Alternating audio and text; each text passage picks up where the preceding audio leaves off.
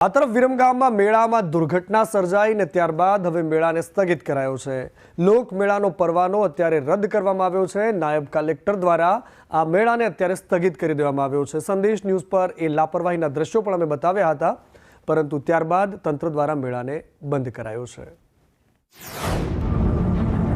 વિરમગામમાં ચાલી રહેલા લોકમેળામાં એક ગંભીર દુર્ઘટના બની હતી। મેળામાં એક યાત્રિક રાઇડ અચાનક તૂટી પડતા 2 લોકો ગંભીર રીતે ઈજાગ્રસ્ત થયા હતા।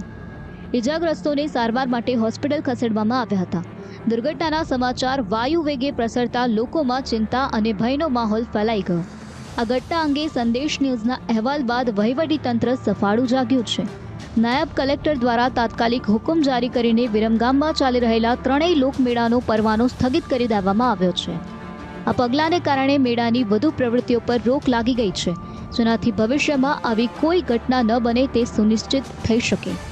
સ્થાનિક પોલીસ અને વહીવટીતંત્ર દ્વારા જવાબદારો સામે કડક કાર્યવાહી કરવાની તૈયારીઓ શરૂ કરવામાં